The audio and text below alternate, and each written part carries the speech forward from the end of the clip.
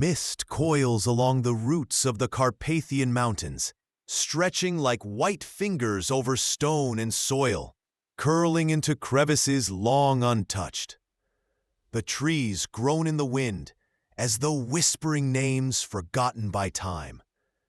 High above a gnarled ridge, half devoured by vines and shadow, stands the palace. Its towers are fractured silhouettes, their spires torn open like wounded beasts. Window panes glint like jagged teeth. What remains of the gate, rusted iron slats bent like broken ribs, guards a place the modern world has long erased. It's as though the forest itself is trying to consume it, to hide it, to protect what lies within. Once, long ago, these halls heard music. They rang with laughter, the shuffle of silk, the thud of boots. Candlelight danced across gold leaf and marble. The kingdom of Wellendorf stood proud then, untouched by empire, protected by its mountains, ruled by its prince. The chandeliers glowed with golden flame, and the scent of lavender hung in the air, like memory. Servants bustled quietly, and the guards at the gate carried themselves with pride. Now it is silent, except for the soft scrape of boot soles over damp stone. A woman steps into the main corridor. Her breath clouds in the chill. Emma Caraway is not a royal, not a noble. She's a scholar. Thin, quiet, with eyes too alert to be naive. She moves through the dust like it's sacred. Every echo, every creak of the floorboards feels like it's trying to speak to her. Her boots leave fresh prints in the dust, as if the palace itself is watching. She didn't come here by chance. Her grandmother's journal, fragile, water-damaged, and marked with a crest no historian could trace, spoke of a love that defied kings and a chamber that defied death. Her hands tremble slightly as she opens the book. One line has been underlined 3 times. Where the moon touches stone, truth will rise. The words sit heavy in her mind, like a riddle wrapped in grief. She takes a long breath and steps deeper into the ruins. The palace stretches in all directions, hallways curling like arteries, stairwells plunging into darkness, and yet something guides her, or someone. The air feels thicker here, charged, like storm winds tracked in stone. She finds a mural in the great hall, half scraped by time.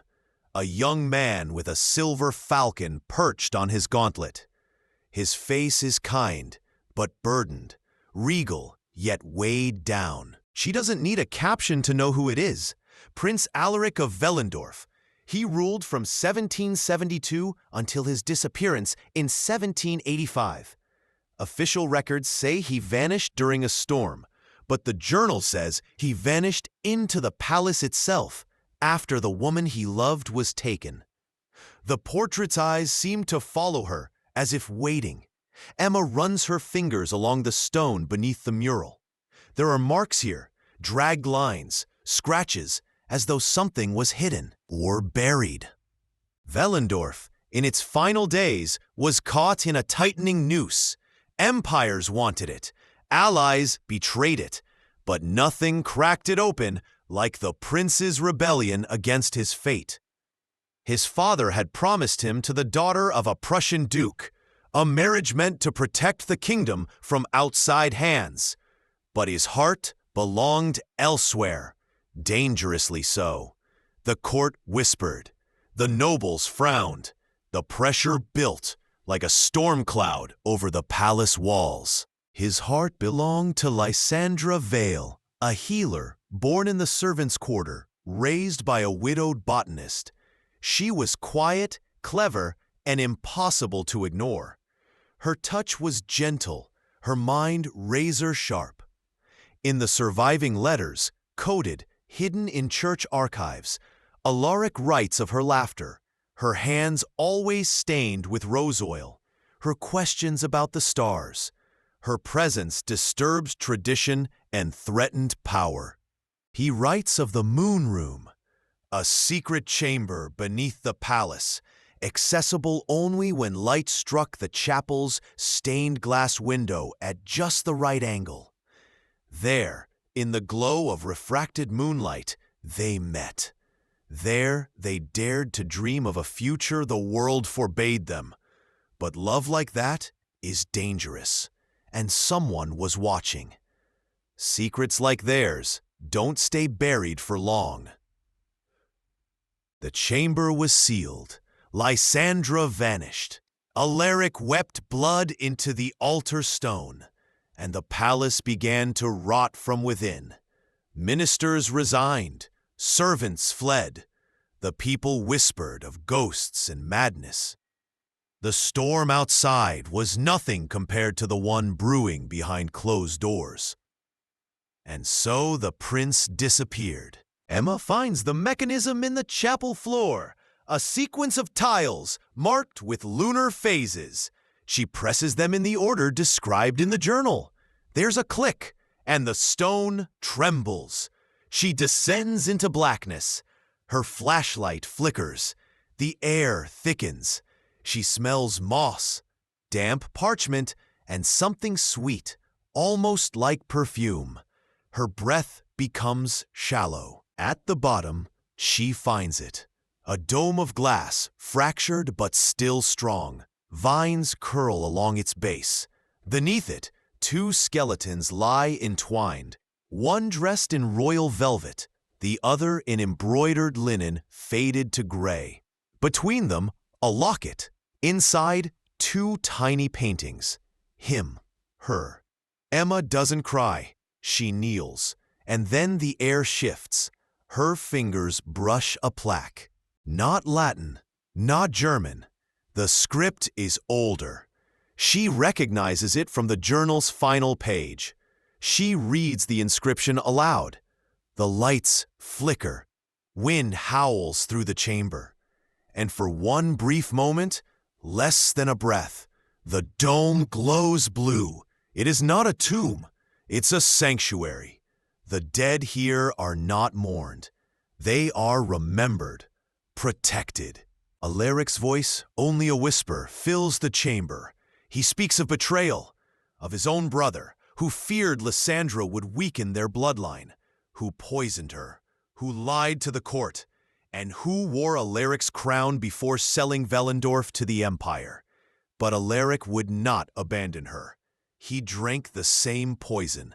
He chose death beside her, rather than a life chained to the throne. The Moon Room was built not to hide their love, but to protect it.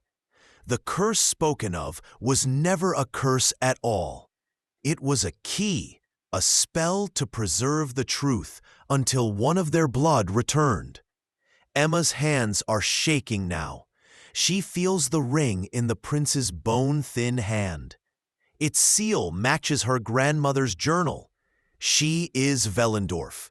Her veins carry the very rebellion this kingdom tried to erase. The moment she realizes this, the palace begins to change. Walls shift, doors unlock, corridors reveal archives, books, sealed letters, all untouched. Histories long denied now cry for air. The truth is not dead. It was waiting for her, for memory, for justice, and for love to be seen. She returns to the surface, her arms full of scrolls and records. Within weeks, restoration begins. Historians, archaeologists, preservationists. But the Moon Room remains closed to all but her. Alaric and Lysandra are never disturbed. Their resting place becomes legend. Their names return to the lips of poets. The world will remember them now, not as ghost stories or scandals, but as two souls who dared to love in a kingdom ruled by fear. Velendorf rises again, not as a kingdom, but as a monument. Its windows are restored. Its halls echo with respectful silence.